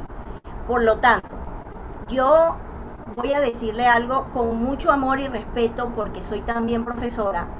Nunca digamos, a mí no me dieron eso en mi pensum. Yo no vi ninguna caso, nadie de autismo, yo no vi TDAH, yo no vi eso. Por lo tanto, yo no lo sé. Cuando usted va a un médico, una de las cosas que le piden a los médicos es que estén al día. Imagínate que usted se consiga con un médico, que usted va a la consulta y le dice: mire, yo tengo como una migraña. Ay, yo no vi eso. Eso yo no lo vi. Yo vi hasta dolor de cabeza. Entonces, ¿cómo usted se siente cuando usted ve que ese médico no se prepara? O ese médico por lo menos no está al día con las cosas, o los nuevos avances científicos que están sucediendo para que usted mejore su salud. Así se siente un niño cuando su profesor se niega a que puede aprender nuevas estrategias, nuevas técnicas, nuevas formas de llevar el aprendizaje para que sus alumnos aprendan. Así que no utilice ya esa frase, a mí no me lo dieron, no estaba en mi pensum, eso no existía, porque si a ver vamos, se lo voy a decir así, ninguno de nosotros, en la época que yo me gradué, no existía una temática específica de autismo. Pues yo me gradué en ABEPANE y no existía. Todos llegamos hasta más o menos TDAH. Entonces, esto le quiere decir a usted que debemos prepararnos. No se quede como pensando que otro lo va a hacer. La que lo va a hacer es usted, y usted va a ser pionera en su cambio de aula y en su forma de llevar a esos niños. Y cuando un niño, como me pasó una vez en la consulta, se regresa corriendo un autismo y te dice gracias, ya eso es lo que te da, me pagó todo el universo. Porque el que tiene un niño autista sabe lo que es que un niño corra, te abrace y te diga gracias. Eso no tiene nombre, eso no tiene precio, no tiene nada de precio. Así que ya saben, profesores, a ponernos pilas con la adecuación. Esta es una adecuación de un colegio en Caracas, así que no vayan a creer que es Estados Unidos, España, no. Y me encantó esta adecuación porque las sillas, si se dan cuenta, están al frente de los pupitres de los niños. En este caso son mesas. Hay una parte que es mesa y una parte que es pupitre. No los ponen de espalda, sino lo ponen de frente, pero los ponen de tal manera que no se distraigan. Cuando las actividades son más de viso manual, como me explicó la maestra, ella sí lo coloca no viendo para que no se distraiga, pero no pasa más de 10 minutos en esa actividad. Entonces ella colocó como bloques para poder ayudar a cada niño. Lo que sí me hizo una pregunta que después la voy a dejar en el panel: ¿cuántos niños con condición podemos tener en el aula? Esa es una pregunta que la voy a dejar para que ustedes nos ayuden a responder. Porque es interesante saber que no solamente los profesores están atendiendo hasta 30 y 35, aunque ahorita por la pandemia lo dividieron en 2 grupos. Pero ¿cuántos niños con TEA puedo atender? ¿Cuántos niños con TDAH puedo atender? ¿Cuántos niños con TDA puedo atender en aula? Esa es la pregunta que hay que hacer y para ayudarnos a todos. Y lo último, aquí les puse. Ella colocó en cada una de esas mesas elegir tu material, trabajar, terminar. Es decir, que tú no te puedes parar de este rinconcito que te tocó, si es el rojo, si es el azul, si es el amarillo, si es el verde. Tienes que elegir cuál es tu actividad. ¿Qué te toca hoy lunes? Tienes que trabajar y tienes que terminar recogiendo y dejando el espacio tal cual como lo conseguiste. Esa es la forma como se estaba trabajando en ese salón. Eso fue antes de la pandemia. Tengo que ver si todavía está todo igual para ver si van a trabajar igual. Y ella me dio la oportunidad de que ustedes vieran la parte de adentro. Es decir, ella se lo enumeró para que el niño se organice en lo que necesita. Necesitas material de la caja 1, necesitas material de la caja número 3, vamos a colocar el temporizador y vamos a colocar cuántas cosas puedes hacer el día de hoy. Yo quiero que hagas una, pero si logras 2 sería muy bueno. Eso le ayuda al niño a tener tiempo, espacio y, como dijimos, organizar su trabajo, hacerlo y recogerlo. Luego tenemos lo que es un aula como la que vimos ahorita, pero en el método Max. Están divididos, pero a la vez están integrados, porque sí, muchas veces necesitamos a eso de las 10:30 de la mañana que el niño con trastorno de atención pueda salir a un área donde él pueda hacer un circuito de regulación emocional. No lo traje aquí porque se los voy a dejar en el diplomado, ¿Qué es un circuito de regulación emocional? ¿Qué es un circuito de mesa sensorial? ¿Qué es un circuito de dieta sensorial? Para que en el aula usted pueda trabajar con ese niño y pueda entender que un niño no va a pasar 4 horas con TDAH sentado en un pupitre. Eso es mentira. Y si usted pretende que haga eso, lamentablemente usted está equivocado. Usted tiene que dejar que ese niño, como hizo una maestra una vez que me encantó, él es mi ayudador. Él va y lleva las cosas a la maestra y regresa y se sienta al lado mío y trabaja. Cuando yo veo que pasan 10 minutos, le digo, llévale esto al director que necesita esto. Y todo ese circuito que él hace de correr hasta allá, de regresar, pues lo regula. Y cuando ya son las 10, ha terminado su tarea, ha tenido su regulación emocional y al final ella lo siente en una mesa sensorial que no se lo voy a dar ahorita, sino en el diplomado. Ok, y una vista desde arriba para que más o menos tengan idea de cómo se puede organizar con cajas también y con, yo lo llamaría bibliotecas, pero no, ella me dijo que son cajones. El que conoce el método Marie Kondo, que si no lo conoce lo puede ver por Netflix, es organizar todo de tal manera que sean espacios muy pequeños y que todo quede al alcance del niño.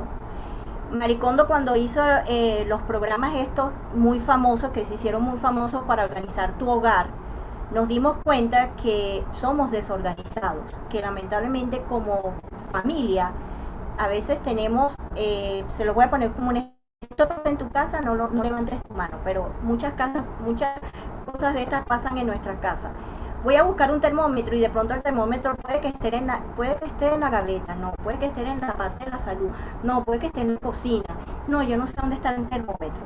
Y cuando vienes a ver, todo lo tienes desorganizado en casa. Y Marie Kondo te lleva a tener un orden en la cocina, un orden en la sala, un orden en los closets y de deshacerte de todas aquellas cosas que usted no utiliza, que se va a dar cuenta que va a sacar como 10 cajas como me pasó a mí. Por último, esto fue la frase que muchos de nosotros le dijimos a nuestros alumnos el día lunes. Y muchos de los padres estaban felices de que sus hijos pudieran asistir el día lunes a clase. Es un gusto conocerlos a todos. ¿Tienen alguna pregunta para mí?, decía la maestra. Ok, y la pregunta es la siguiente. Para conocer a un niño en su condición es necesario un diagnóstico. Si ya como maestra te diste cuenta que hay algún niño que tiene alguna condición, debes describir a las personas las distintas áreas del desarrollo. ¿Qué quiere decir eso? Saber qué está pasando con ese niño, definir sus necesidades, sus prioridades y sus objetivos, dar estrategias adecuadas de intervención y seguimiento, reajustar el programa en función de los cambios evolutivos de este niño. Muchos me preguntaron, Natalie, ¿hay que reevaluar al niño que tenga TEA? ¿Hay que reevaluar al niño que tenga TDAH?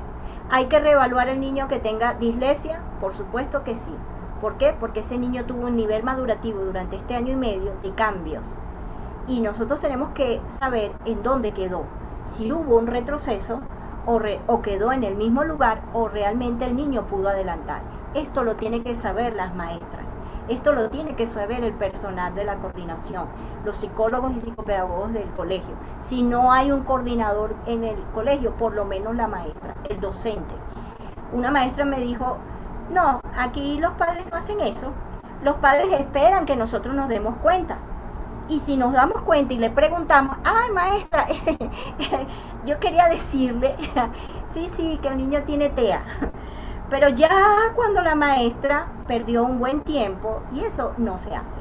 Usted tiene que ir con los informes actualizados de neurología, de psiquiatría, de psicólogo, de su neuropediatra, de su personal o su equipo multidisciplinario, de su psicopedagoga, de su terapeuta de lenguaje, de su terapeuta ocupacional, si el niño está en una dieta sensorial, si el niño ya le hicieron el perfil sensorial. Todo eso usted lo tiene que informar, no se lo guarden, porque los docentes, aunque hacen maravillas, también necesitan que ustedes le den la información. Por eso, para conocer al niño en su condición, tenemos que tener diagnóstico. Y eso usted lo debe exigir. Luego tenemos los datos que proporciona un diagnóstico. Pues los padres son los primeros que me van a dar el diagnóstico. Mi especialista, mi equipo multidisciplinario con sus informes. Y por último, el niño, porque ese es el único elemento que tienes a la vista para poder conocerlo y para saber hasta dónde puede dar y hasta dónde emocionalmente este niño va a funcionar dentro del aula como la tienes hoy día, o vas a tener que hacer adecuaciones para ayudar a este niño. Luego, si quieres saber un poquito, y voy a dar como una breboca en el trastorno del déficit de atención, ¿qué debes pedir, maestro? La clave del diagnóstico del TDAH, los síntomas nucleares del TDAH son la inatención, son niños que son con un problema de inatención, impulsividad e inquietud motora. El de inquietud motora te vas a dar cuenta muy rápido, el mismo día en la misma fila te vas a dar cuenta. Pero el de impulsividad es que el niño está muy tranquilo, pero de pronto se te desaparece, eso puede suceder. Y el de la inatención, que por más que le explique, él siempre te va a preguntar, ¿qué fue lo que me dijo? ¿Cómo lo debo hacer? ¿Qué voy a hacer? ¿Okay? Otra clave del diagnóstico del TDAH, es imprescindible que el diagnóstico del TDAH se realice por un psiquiatra infanto-juvenil, un neuropediatra o pediatra de atención primaria con formación y experiencia en este campo, porque no todos los pediatras tienen especialización en este campo. Y bajo el diagnóstico que se realiza basándose en los criterios del DSM-5 y CIE-10. Eso lo debes pedir, docente, para que tú tengas claro qué está pasando con este niño. Luego tienes que no existe ninguna prueba médica ni radiológica que nos garantice el diagnóstico. Requiere de entrevista con los padres, informe de profesores, con los orientadores y tiempo suficiente para reevaluar de forma constante la situación del niño y el entorno. Por eso que los cuestionarios utilizados, que muchas veces usted ve que lo utiliza mucho, son herramientas, eso sí, que nos ayudan en este proceso, pero no sirven de forma aislada para un diagnóstico. El diagnóstico del TDAH yo siempre he dicho que es global, es decir, van a intervenir muchos de los profesionales para que no se equivoquen entre un TEA y un TDAH, para que no se equivoquen entre un TDAH y un TDA. O sea, tiene que haber ser muy minuciosos los profesionales para ayudarlo. Y en eso nos ayudan mucho los maestros, porque los maestros te dan muchas claves, porque de pronto te pueden decir, pero no entiendo por qué tiene TDAH si ese niño no está moviéndose constantemente. Lo que a él le cuesta es la parte de la memoria. Entonces allí eso ayuda al profesional, al psicólogo, para trabajar sus funciones ejecutivas. Luego tenemos que, ya va que no leo aquí, un momento, los informes de psicopedagogía. Estos son sumamente importantes porque el informe de psicopedagogía te lleva a todas las áreas. Las encuestas padre y paciente servirán de ayuda, pero no pueden servir como única prueba. Pero el psicopedagogo recopila todo. Yo pienso que el psicopedagogo que se forma en el área de orientación recopila desde lo que te dicen los profesionales, de la parte biomédica hasta la parte psicoeducativa. Toma en consideración lo que dicen los padres, toma en consideración lo que dicen los profesores, hasta el profesor que antecede, es decir, que estuvo antes en el primer grado y ahora el niño está en segundo. Eso ayuda mucho. He visto cómo muchos psicopedagogos nos ayudamos con los cuadernos anteriores. Tráigame el cuaderno del niño del anterior. Y los padres, ok, no lo he botado, déjame buscarlo. Ok, eso nos ayuda a ver si hubo una mejora en la letra, una mejora en la función ejecutiva de la parte de matemática, de cálculo, todo lo que tiene que ver con la lectura, todo lo que tiene que ver con la forma como el niño comprende lo que lee. Entonces, es sumamente importante los informes de psicopedagogía. En el trastorno del espectro autista, ¿qué tienes que pedir, docente? ¿Qué debes saber para que no te equivoques y puedas ayudar de una manera a estos niños? Pues, diagnóstico por los neuropediatras, psiquiatras y las pruebas biomédicas. Eso es lo primero. Y la prueba ADO y psicoeducativa. Eso es lo segundo. No pedir aislado. Si quieres algo completo, trata de que el niño pueda ser evaluado en su parte biomédica y en su parte psicoeducativa. Y cuando estos van de la mano, siempre he dicho, hay éxito. Pero cuando lamentablemente a veces por situaciones que no vamos a hablar en este diplomado, a veces nos vamos hacia solo lo biomédico. y nos olvidamos de lo psicoeducativo y lo socioemocional. Y a veces nos vamos solo a lo psicoeducativo y nos olvidamos de la parte biomédica. No, este diagnóstico tiene que ir de la mano. Por eso es tan importante pedirlo. Luego tienes, ¿qué vas a observar en esta clave del TEA? Los médicos observan el comportamiento y el desarrollo del niño, pruebas biomédicas y el historial de comportamiento del niño. Todo lo que ese niño desde que nació ha pasado, cómo era hasta su llanto, cómo eran sus berrinches, todo eso el médico debe ir preguntando para tener un historial. Y las claves se relacionan con alteraciones severas en la comunicación social, comportamientos repetitivos y restringidos en niños que se manifiestan desde los 9 a los 36 meses. Usted tiene que entender que esta información la deben bajar, la debes tener como docente para poder hacer una educación estructurada, porque cuando usted no tiene la información, ¿cómo trabajas en aula? ¿Cómo haces el trabajo? ¿Cómo ayudas a este niño? Entonces es importante pedirlo. Y soy muy, me gusta la prueba A2 porque me da nivel. En Venezuela conozco de personas que lo hacen y yo sé que la doctora también tiene muchas personas que hacen este tipo de prueba. A muchos le da miedo hacerla, pero miren, no le tengan miedo a esta prueba porque es un buen protocolo de observación de la comunicación y habilidades sociales. Y el propósito de esta prueba es evaluar las habilidades sociales y las conductas repetitivas que el niño exhibe durante la prueba. Y cuando termina la administración de esta prueba te dan un informe completo y te dicen el nivel que se encuentra el niño.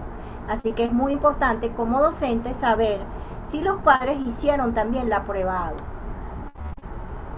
Y para cerrar, las estrategias serían conocer al niño. Yo no puedo abordar lo que no conozco. No puedo encerrarme en mi salón de clase y no darme cuenta de lo que está pasando con cada uno de estos niños. Adecuación del aula para poder ayudarles. Ya vi unos modelos. Y estrategias estructuradas que nos permitan ayudar al niño en todo su proceso de aprendizaje. Y la agenda de hoy, como decía, si usted va a hacer una agenda, más o menos le traje este modelo.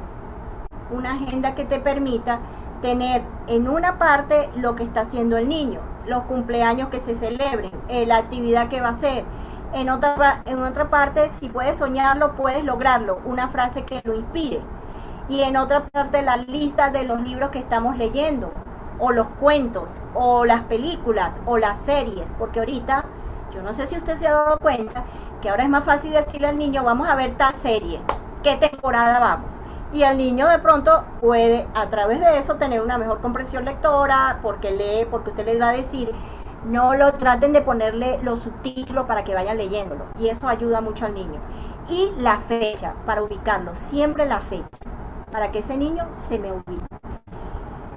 Esto fue una frase que terminé cuando terminé este proyecto que me dio la doctora. Nuestros niños con trastorno del espectro autista, TEA, trastorno del déficit de atención, TDAH, trastorno de aprendizaje, TDA, no es solo responsabilidad de los padres, es responsabilidad de todos, profesores, especialistas y comunidad, para una inclusión digna.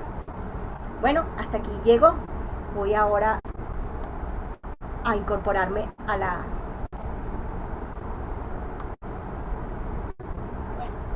con mi carita. ¿Y por qué mi carita no se ve? ¿Qué puedo decirle yo a mi amada Ana? Dios mío, yo cada vez que me siento es aprender. Estoy enormemente, de verdad, que no solamente es conocimiento, con la practicidad, además con ese apostolado que ya tiene maravilloso. Bueno, hoy hemos tenido una jornada larga, interesante. Wow, hablamos de un poquito, Natalia. Bueno, el 3 de diciembre vamos a completar una segunda fase que nos va a permitir conocer nuevos contenidos acerca de esta nueva realidad. Es importante que los docentes, las familias, comiencen a trabajar sus miedos. Evidentemente tenemos que saber que estamos con una condición generalizada. No somos los únicos, no es un problema Venezuela, no es un problema global. Una situación donde estamos aprendiendo nuevas formas para adaptarnos a una nueva vida, una nueva visión de vida. La diferencia está en que las personas neurodivergentes existíamos antes de la pandemia. Ahora, simplemente tenemos que reordenar las ideas para que la existencia de la neurodiversidad con la nueva realidad, pues sea cada día una mejor calidad de vida para las personas y sus familias. Entonces, bueno, creo que podemos dar unos minuticos, ya estamos cerrando, pero creo que podemos dar unos minuticos para que ustedes den algunas preguntas, algunas expectativas, algunas opiniones. Es importante que pues escriban allí a través del chat. Nosotros, de todas maneras, a las personas que están registradas les haremos llegar, pues, una vez que nuestro anfitrión, la Fundación Telefónica Movistar, nos haga llegar el video, pues lo vamos a compartir en nuestras redes y con nuestros participantes maravillosos del día de hoy. Nos volvemos a ver el día 3 de diciembre con la segunda parte de este prediplomado. Y bueno, ya les estaremos dando información sobre cómo se van a desarrollar las inscripciones para el periodo 2022 del diplomado comunitario y de otras actividades académicas que tenemos, en las que, bueno, también tenemos la colaboración maravillosa, la participación extraordinaria de nuestra Natalia Arroyo. Sin ella, esta fundación no va, porque nos fundamentamos en ese aprendizaje maravilloso que ella nos da. Entonces, bueno, mis queridos participantes, si tienen alguna pregunta, levanten la manita, escriban allí en la mensajería de texto, y de todas maneras a través de nuestras redes sociales nos mantenemos en contacto. Cualquier situación pues que haya por allí adicional que informarles, se la vamos a estar comentando. Bueno, esperamos pues sus comentarios, a ver qué les pareció y que les gustaría también que conversáramos en la próxima actividad.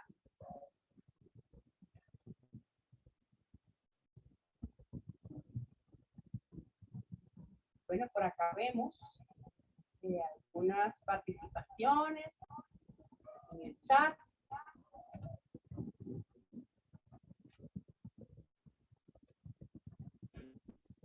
Sí, tenemos que darle las gracias no solamente a el equipo de orientación de conducta de Natalia Arroyo, ese equipo maravilloso, es un emprendimiento educativo familiar, Natalie, con tus hijos, tu esposo, y también darle las gracias al equipo maravilloso de la Fundación Telefónica Movistar.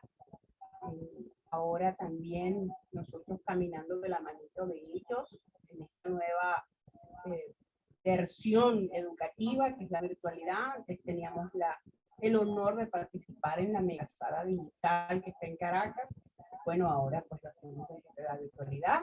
También al equipo de la Dirección Educativa de la Alcaldía de Chacao, con quienes tenemos un compromiso social de llevar cada día la mejor información para apoyar a las comunidades, a sus docentes. Estaremos por allá también, ¿verdad, Natalie? Estaremos acompañando a esos colegios en Chacao también. Bueno, cualquier información adicional que ustedes decidan compartir, pues estamos a la orden. Pendiente de sus correos electrónicos, entonces vamos a esperar que nuestro hospedador nos dé las indicaciones de cierre, y a nuestro director, por allí está Rosilek García. Muy bien, Rosilek. Vamos a permitir entonces aquí que nuestro operador te dé la opción de audio. Creo que ya la tienes la opción de audio, Rosilene. Muchas gracias, de verdad que sí. Muchas gracias. Una buena orientación, de verdad que sí. Qué bueno. Muy agradecido. Veo que estás Sí. acompañada ahí de una princesa. Hola, Andrea. Digan, hola Andrea, diga saluda. Saluda. Hola, mi amor. Ahí está la profe Natalie también contigo. Hola Sí, Andrea, ¿cómo bueno. estás? Qué bella. Diga, Roslyn, ¿de dónde eres? ¿De dónde estás Guanare, participando? Guanare portuguesa. Ok. Bueno. Por allí también una dijo que era de Mérida. En el chat, Ajá, una sí. dijo que era de Mérida.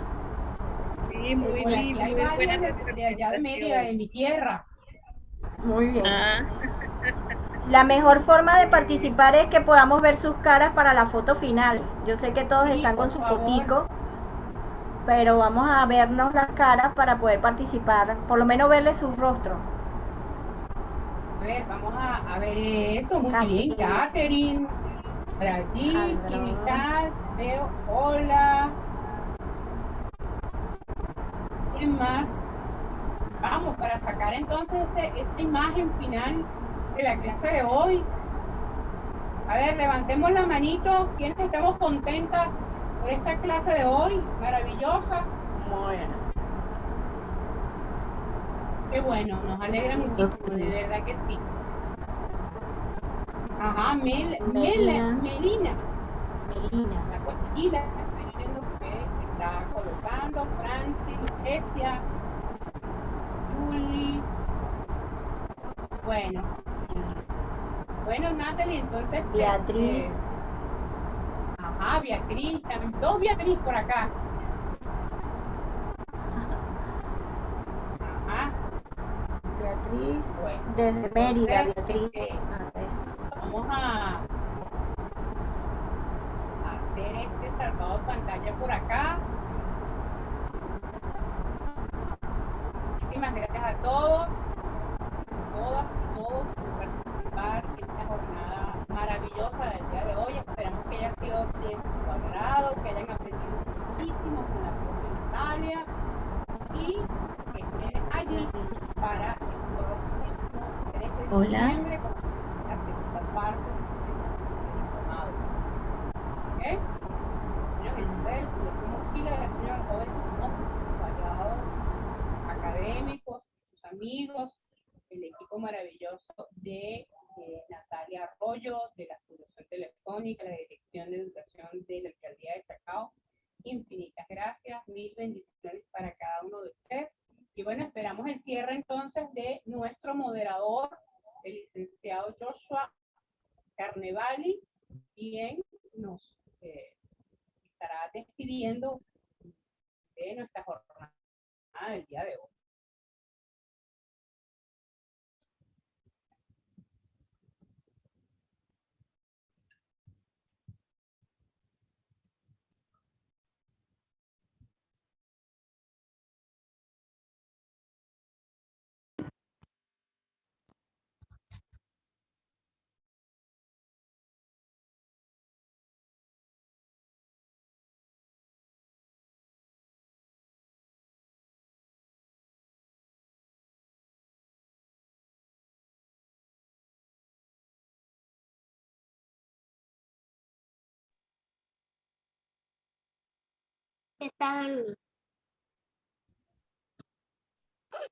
Bueno, tenemos dificultades técnicas con nuestro director administrativo, pero bueno, nada, por nuestra parte estamos por concluida la jornada de hoy. Esperamos que nos volvamos a ver pronto el 3 de diciembre. Muchísimas gracias a todos.